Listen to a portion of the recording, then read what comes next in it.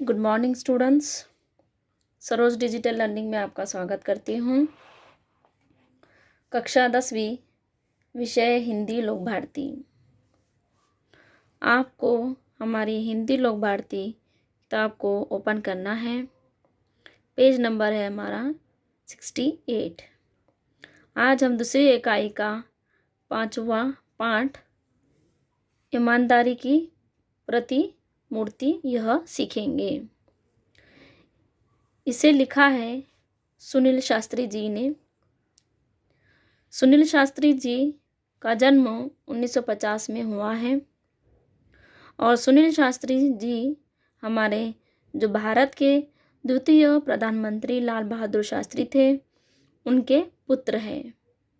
ठीक है। अब यहाँ पर गद्य में क्या बताया है, आइए गद्य संबंधी प्रस्तुत संस्मरण में लेखक ने स्व लाल बहादुर शास्त्री जी की ईमानदारी, सादगी, सरलता, सच्चाई, पर दुख, कातरता आदि गुणों को बड़े अच्छे ढंग से उजागर किया है। देखिए, सुनील शास्त्री जी जो हम हैं उनके पिताजी का उन्होंने यहाँ पर वर्णन किया है। लाल बहादुर शास्त्री जी के उन्होंने ईमानदारी, सादगी, सरलता, उनकी सच्चाई का यहाँ पर जो गुण है वो बताया है। आइए यहाँ पर हमने अपने जीवन में बापूजी के रहते अभाव नहीं देखा। अब अभाव का मीनिंग होता है कमी, उनकी कमी महसूस नहीं हुई। ठीक है। जिनके न रहने के बाद जो कुछ मुझ पर बीता वह एक दूसरी तरह का अभाव था कि मुझे बैंक की नौकरी करनी पड़ी। देखिए, जब लाल बहादुर शास्त्री जी नहीं थे तब वो कुछ अलग बात थी, है ना, अलग कमी महसूस होती थी उनको। सुनील शास्त्री जी को क्या करना पड़ा, बैंक के अंदर नौकरी करनी पड़ी। लेकिन उससे पूर्व बापूजी के रहते मैं जब जन्मा था तब वे उत्तर प्रदेश में पुलिस मंत्री थे। क्या बता रहा है यहाँ पर कि जब सुनील शास्त्री जी का जन्म हुआ था तब उनके पिताजी थे, तब उनके पिताजी कहाँ पर, उत्तर प्रदेश में, वहाँ पर उन्होंने पुलिस मंत्री थे। ठीक है। उस समय गृह मंत्री को पुलिस मंत्री कहा जाता था, इसलिए मैं हमेशा कल्पना किया करता था कि हमारे पास ये छोटी गाड़ी नहीं, बड़ी आलीशान गाड़ी होनी चाहिए। देखिए क्या कह रहे हैं कि सुनील शास्त्री जी कल्पना करते थे, सोचते थे कि जो हमारे पास छोटी गाड़ी है उससे उन्हें क्या चाहिए था, बड़ी आलीशान गाड़ी चाहिए था उन्हें। बापूजी प्रधानमंत्री हुए तो वहाँ जो गाड़ी थी वह थी इम्पला शेवरलेट।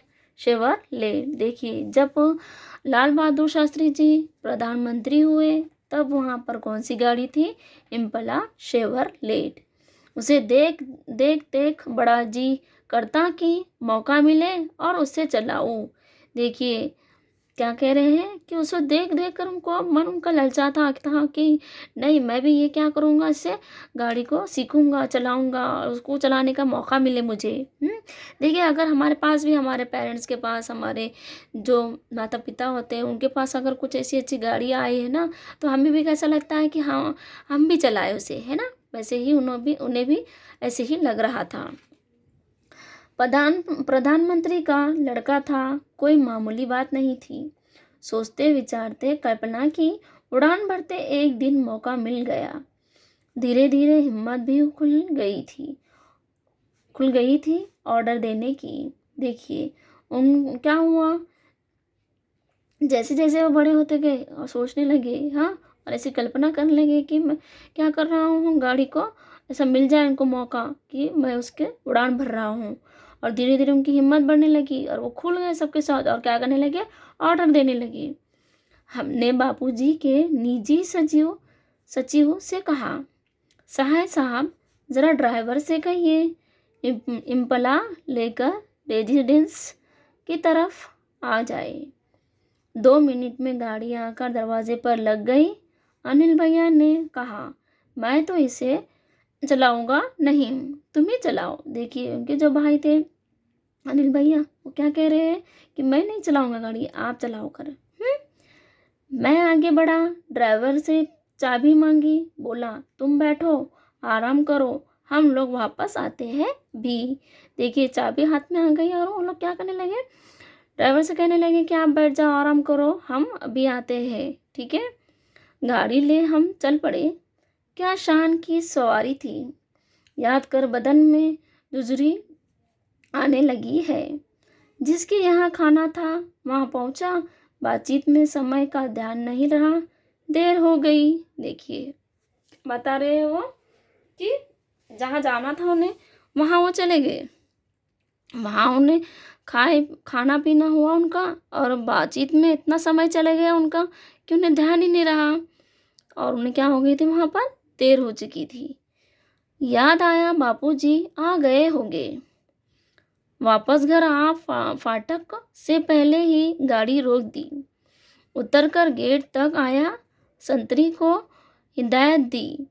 अब देखिए यहाँ पर संतरी कौन है, जो पहरेदार होता है उसे कह रहे हैं। और हिदायत यानी कि क्या, उन्होंने आदेश दिया उन्हें, क्या दिया, देखिए क्या करे उन्होंने, गेट के पास आ गए और गाड़ी को रोक दी उन्होंने और संतरी को जो है उनको हिदायत दी।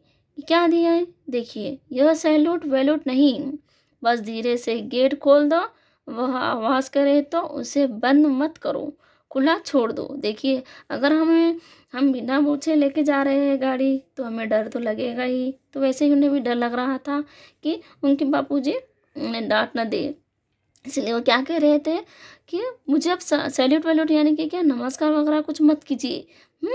क्या करीजिए कि गेट को दरवाजा गेट को खोल दीजिए और आवाज़ अगर हो रहा होगा तो उसे बंद मत कीजिए, खुला छोड़ दीजिए। बापूजी का डर, वह खटपट सैल्यूट मारेगा तो आवाज़ होगी और फिर गेट की आवाज़ से बापूजी को हम लोगों के लौटने का अंदाज़ा हो जाएगा।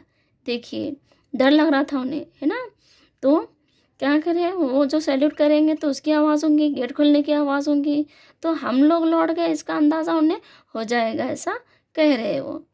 वे बेकार में पूछताछ करेंगे, अभी बात ताज़ा है, सुबह तक बात में पानी पड़ चुका होगा। संतरी से जैसा कहा गया उसने किया, दबे पैर पीछे किचन के दरवाजे से अंदर घुसा, जाते ही अम्मा मिली। देखिए दबे पाँव वो अंदर गए, उन्हें तो डर लग रहा था, है ना, अब वो बहुत ज़्यादा देर हो गई तो क्या हुआ, सुबह तक बातचीत करेंगे तो क्या हो जाएगा, बाद में थोड़ा क्या आ जाएंगे, जैसा पानी जो है वो डूब चुका होगा, है ना, जैसे बात जो है वो थोड़ी ढीली हो जाएगी। लेकिन अभी रहेंगे तो क्या है, एकदम बात ताज़ा रहेगी, है ना, ज़्यादा गुस्सा करेंगे पिताजी ऐसा, ठीक है, इसलिए वो क्या कर रहे थे, सुबह बोलेंगे इसलिए वो पैर दबाकर अंदर गए। लेकिन वहाँ पर कौन मिला उनको किचन के अंदर, अम्मा जी। पूछा, बापूजी आ गए, कुछ पूछा तो नहीं। देखिए अगर हमें भी डर लगता है तो हम पहले ही कहते हैं ना मम्मा को कि बापूजी आ गए क्या, है ना, हमारे बारे में पूछा तो नहीं। तो ऐसे ही सुनील शास्त्री जी भी अपने अम्मा से कह रहे हैं। बोली, हाँ आ गए, पूछा था मैंने बता दिया। देखिए अब अम्मा जी है तो हमें भी बोलते हैं ना, तो वैसे ही उनकी भी अम्मा जी कह रही है कि हाँ मैंने बता दिया उन्हें और उन्होंने हमें पूछा था। आगे कुछ कहने की हिम्मत नहीं पड़ी, यह जानने सुनने की बापू जी ने क्या कहा, फिर हिदायत दी, सुबह किसी को कमरे में मत भेजिएगा। देखिए क्या कह रहे हैं, अब उनकी हिम्मत नहीं हो रही थी जानने या सुनने की कि बापूजी ने क्या कहा होगा क्या नहीं कहा होगा, है ना। फिर हिदायत दी कि सुबह किसी को कमरे में मत भेजिएगा। क्या बोले उनके कि सुबह में जो है उनको किसी को भी जैसा कमरे में मत भेजिएगा, ऐसा उन्होंने आदेश दिया था। रात देर हो गई, सुबह देर तक सोना होगा, देखिए अब रात बहुत हो गई है तो सुबह उनको देर तक सोना है। ठीक है। सुबह 5:30 पौने 6 बजे किसी ने दरवाज़ा खटखटाया। नींद टूटी।